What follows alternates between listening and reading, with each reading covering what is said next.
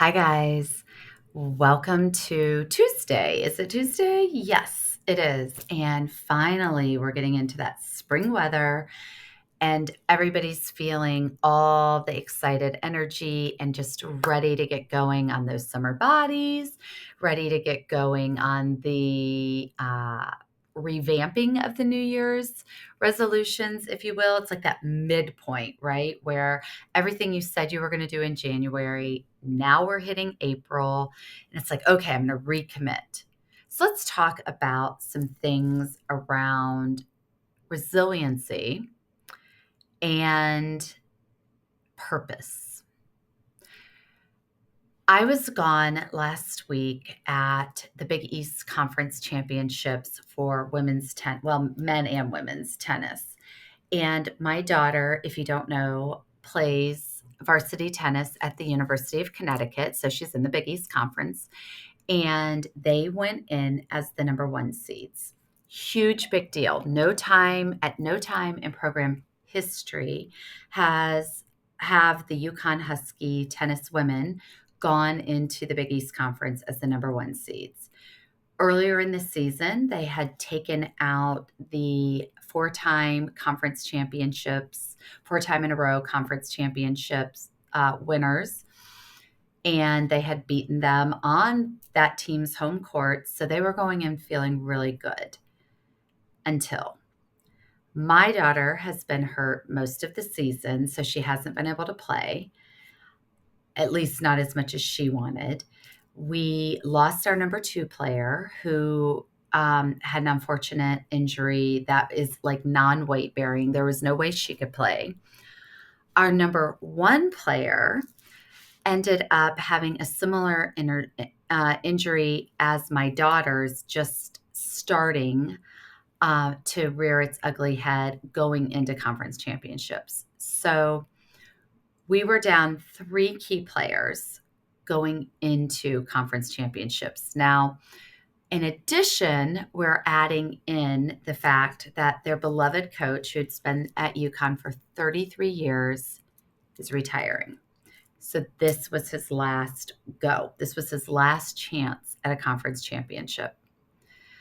So these girls, who are they're not even girls, they're women, remarkable women, just remarkable, go in with all of their heart, all of their soul.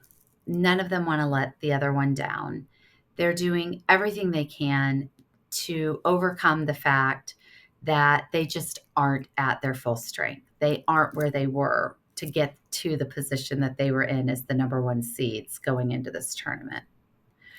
And as I'm watching them, as I'm watching each one on the court, just fighting her heart out, giving everything she's got so that her teammates and her coach could realize a dream, I really started thinking about resiliency and what it takes to achieve a goal. And spoiler alert, they didn't win the conference championship. They got into a match in the semifinals with the only conference team that they had lost to all season. And our number one player, she gave everything she had, but she had to retire early in the match. My daughter couldn't play the match. Our number two player was totally out. So everything was stacked against these women. But they fought to the very end. They didn't give up. They believed they could do it until the last point was won. They believed they still had a chance. They were still in it.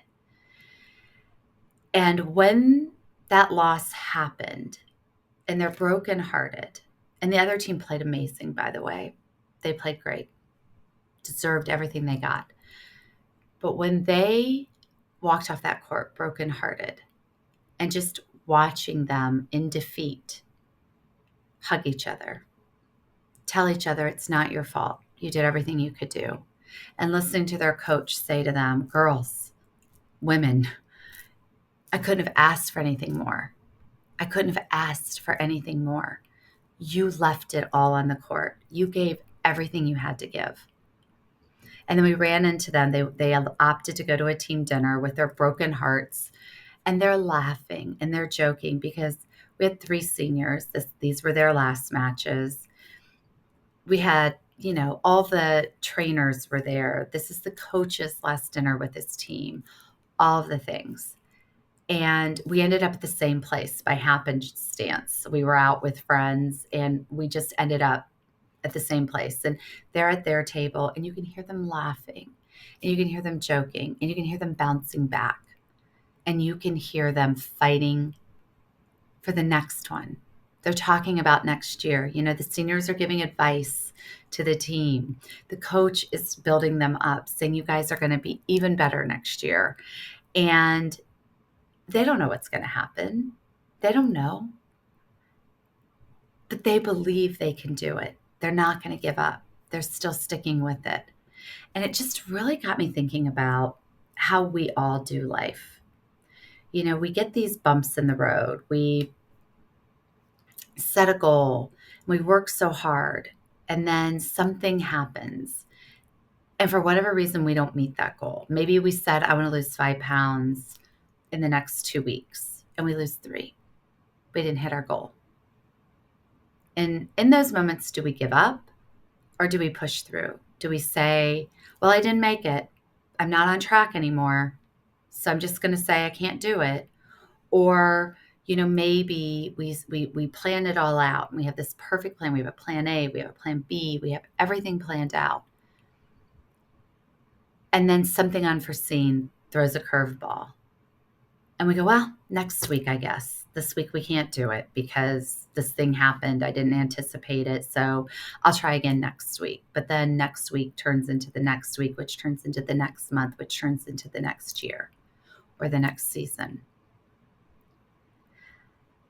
And how do we get that champion's heart on our weight loss journey? How do we lean into the champion inside each one of us? Because she lives in there, but how do we tap into her? And I think it goes back to building that trust with ourselves. It goes back to proving it to ourselves.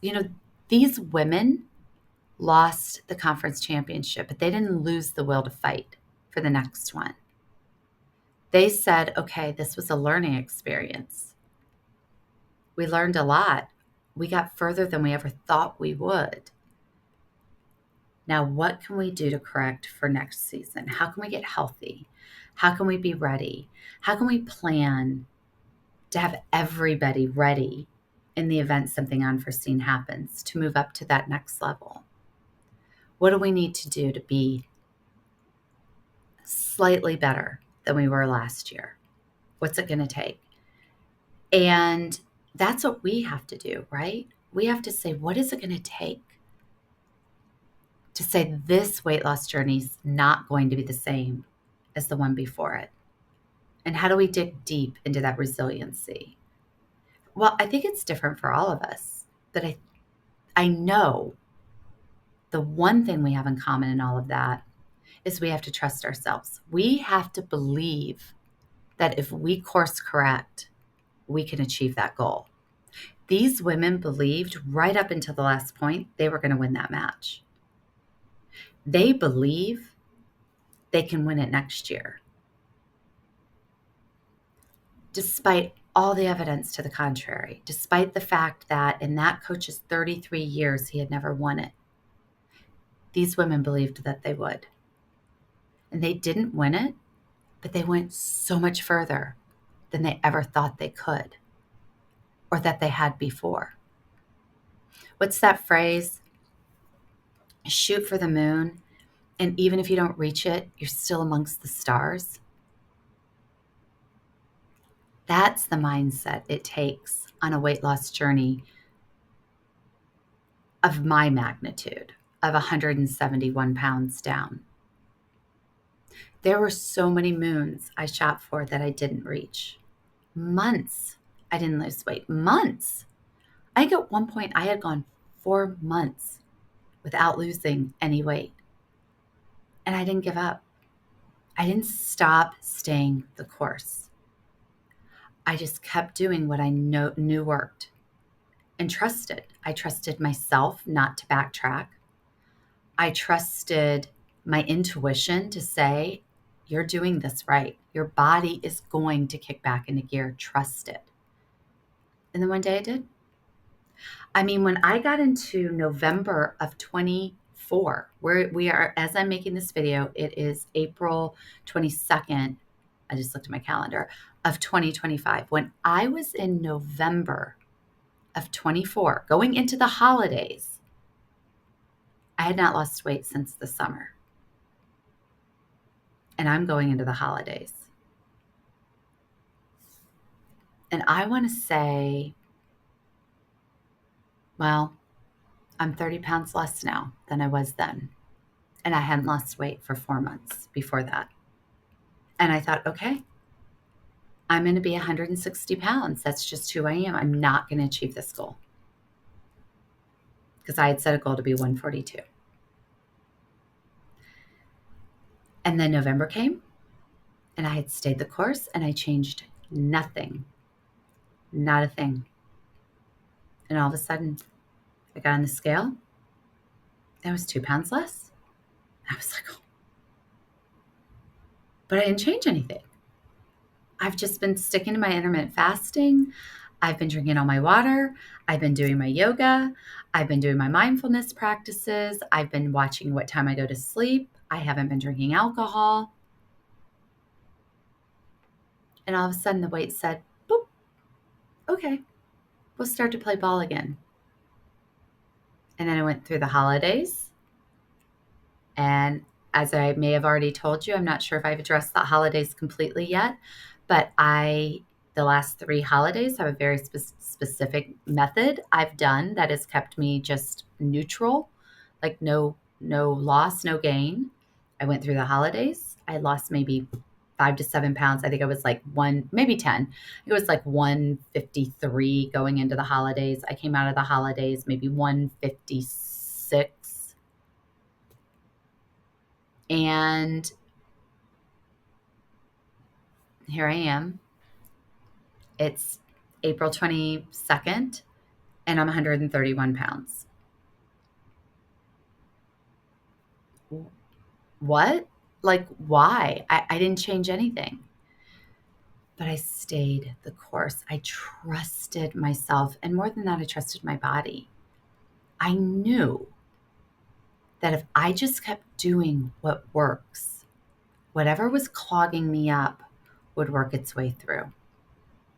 And if I would have abandoned what I knew worked because it wasn't working in the moment, I would have given up, and I probably would have gained a lot of weight over the holidays. And then I would have gone into January behind, and then having to remotivate myself and restart and all of the things. But instead, I just said, this works. I'm going to keep doing what works. There is no other option for me to take here. Resiliency, trust, stick-to-itiveness. I didn't abandon me. And that was what was different than all the other times I tried to lose weight. At no point during this weight loss journey did I abandon myself. I said consistently, I trust you. I trust what you're doing here. I trust the plan you've put into place. I trust you to dig yourself out of a little baby hole if you got into one. I trust you to make the right choice when confronted with options. You know, I'm on this vacation, and I'm going to do a whole video, I think, on holidays and vacations, but I'm on this vacation. And often I lose weight on vacations. And I went into it saying, okay, we know what to do here. I mean, I'm gone once a month almost, 12 months a year, with visiting the girls or going on some trip someplace. I mean, I'm very blessed. I understand that. But I am gone a lot. It's very difficult to be gone a lot and stay true to your eating plan, to your wellness plan, if you don't build trust with yourself, if you don't fear food. I don't fear food. I am friends with food. I can eat from a food truck if that's my only option and trust myself not to gain weight, to trust myself to stop eating when I'm full, when I'm satiated. I can trust myself to say no to the drink when it's being offered, the beer somebody hands me, because I've done it enough now. But I had to build that trust with myself. I had to build that resiliency. And I watched these women out there on the court giving their heart and their soul, watching their teammate go down, literally go down, and ramping up and fighting harder. And I'm watching the women they're playing doing the exact same thing. And you know what they're also doing? They're cheering one another on. They're in the battles for their lives, and they're not just focused on themselves. They're cheering each other on. It's very important to have a cheer squad you trust, not the ones that are secretly sabotaging you. And you know who they are, and you know when they do it, and you know how you fall victim to it. I am talking about the ones that really want it for you as much as you want it for you. Those are the people you need in your corner saying, you got this. It's no big deal. You haven't lost weight for 4 months. It's no big deal. Your body is going to respond. Always has, and it will.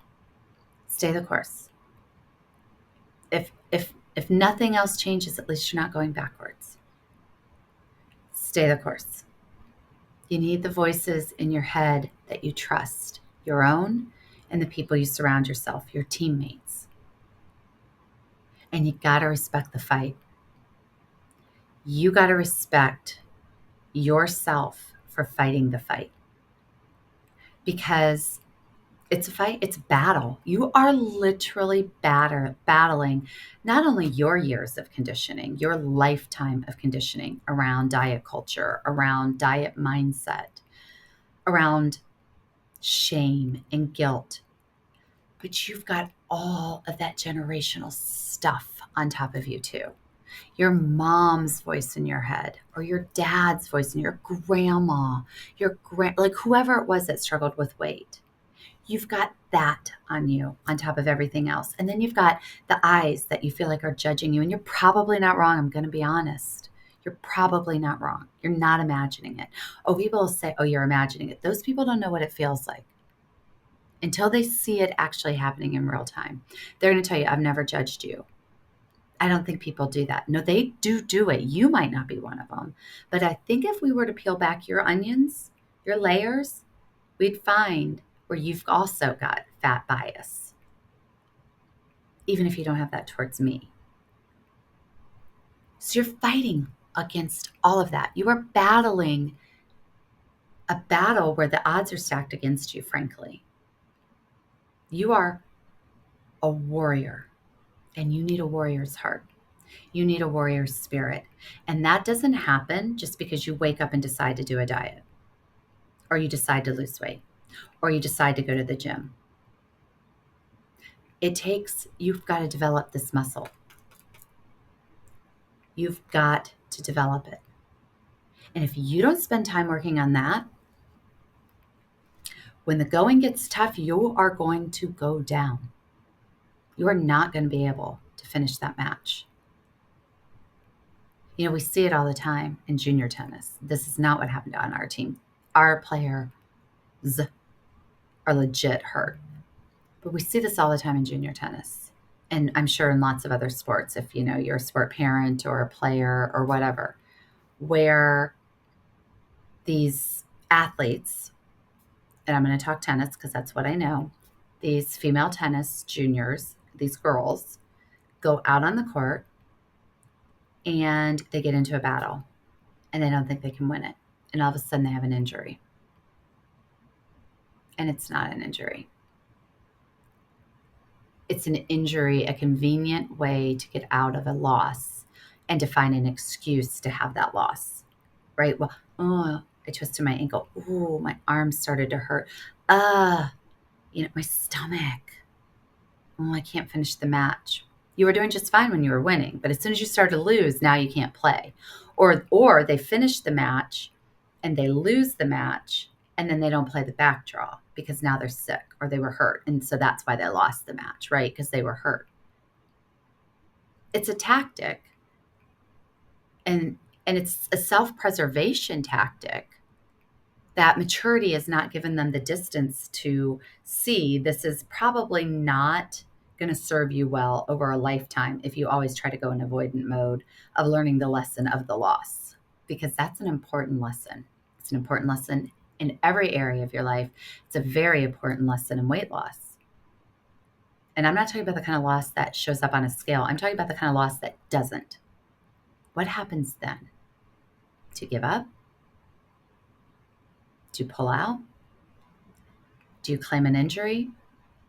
Do you say, well, if I hadn't had this crazy thing happen, if my mom wouldn't have had her stage 4 cancer reoccur, if I didn't have to go on that vacation every month and I couldn't get into my rhythm of weight loss, if I didn't have to travel so much for work, if I didn't work in a place where everybody brings in like pastries and treats all of the time, if I wasn't tempted all the time, if only I had the time to sit down on the weekend and meal plan and grocery shop like you do, if only I had the money to buy the weight loss drugs, if only.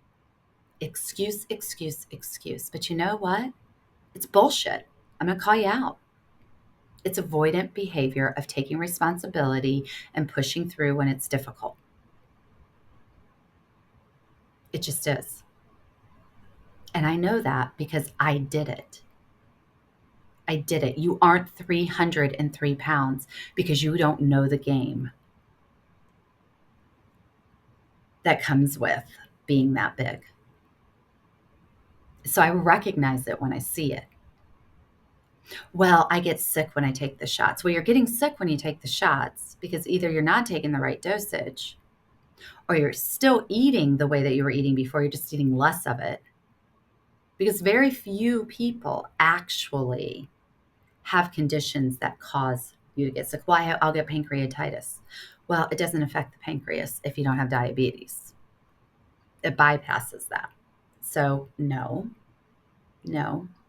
Or I don't have the time to sit down and do meal planning. But I saw you posting a bunch of shit on social media all night long.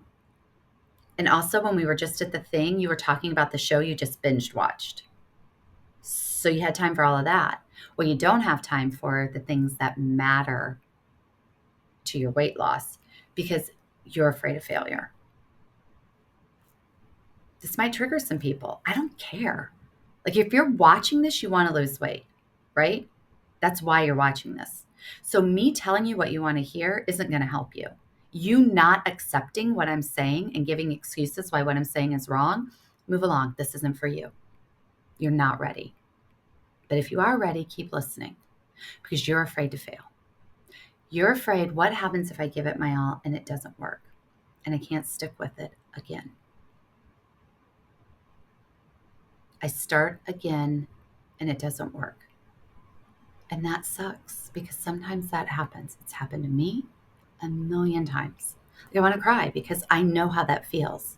It feels really shitty because you have everybody around you, right? You build your team and you say, please support me. Don't buy the cookies and bring them into the house. Don't buy the ice cream and bring it in. Don't bring things in that are going to tempt me. Support me when we go out to eat. And then you're secretly running through Starbucks and getting the sugary drink, or you go stop at McDonald's on your way home and you grab something to eat because you know all you have at home is salad. And nobody sees you do those things, but then the scale isn't moving. And you're self-sabotaging because you're afraid to fail. So it's easier just to make excuses for why it won't work than to accept responsibility for why it hasn't.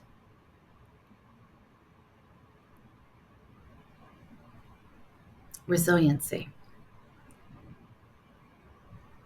It's so important to trust yourself.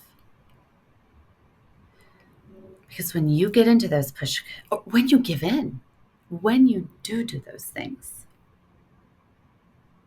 do you just give up or do you give yourself grace and you say, okay, I fell into an old pattern. I wish I hadn't, but it was one mistake.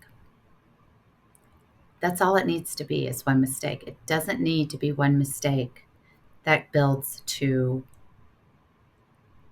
a complete abandonment of what it is that you are trying to achieve. You've got to forgive yourself when you make a mistake, because that's how you learn. That's how you learn that mistake doesn't define you.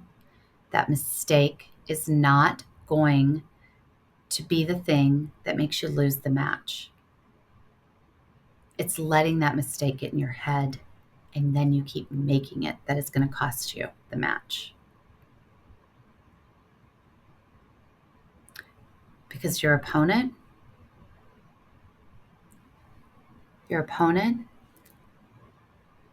is going to be fighting for what's comfortable. It's going to say, I'm hungry. I don't like the direction we're going. I want food. I want that hit. I need that dopamine hit. I need that sugar in my body. I need to just veg out and sit here and watch these shows rather than get up and take a walk around the block or do a journaling practice to get my mind right and know who I am, and so I can be resilient when temptation comes in. You're going to want to default into comfort mode. Growth is uncomfortable, but growth is necessary to lose weight. So I want to challenge you to find your resiliency, to be a warrior, to develop that champion spirit, to just say to yourself each day, this moment, I'm a champion. And what would a champion do in this moment? A champion wouldn't eat the ice cream bar. A champion wouldn't stay mad at herself because she made a mistake. She would just say, okay, what do I have to learn from this? And then she would push on. Be a champion for yourself. Trust yourself. Oh, my phone's just really going off right now. Trust yourself. Trust that you have what it takes. You've been a champion in other areas of your life. Think of those times. And then bring that skill set, that mindset to this thing. Because you've got it. You've got it. But stop making excuses. Stop giving up. Stop letting one bad circumstance determine the entire thing. You're going to lose some. You're going to lose some battles. You are. It's necessary to get where you're going. And then it's going to shift and you're going to win more than you lose. You're not going to win them all. I don't win them all. But I don't let the losses determine the outcome for me. That's just growth. Like, thank you. Thank you for this lesson. Thank you for teaching me what it feels like to give in. So I don't want to feel like that again, because it feels so much better when I'm in control. And I know that because I've done it enough to know the difference now. My dopamine hit is control. My dopamine hit is getting up and making it to 6 a.m. yoga. Like, it's hard. And I'm in that yoga class going, why did I do this? And I walk out feeling like I could change the world. And I remember that feeling when that ice cream bar is calling me in my back of my head. Now, the taste of that ice cream bar is nowhere near the feeling I get when I walk out of that yoga session feeling like I could change the world.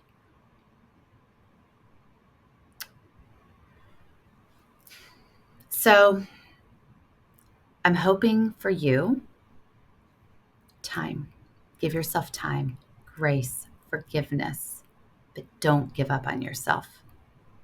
Don't make excuses and don't go into avoidant behaviors. You will not achieve your goals if you do those things. Grace, forgiveness, finding the lesson. Those are the things that are going to take you to the next level. That's where resiliency lives.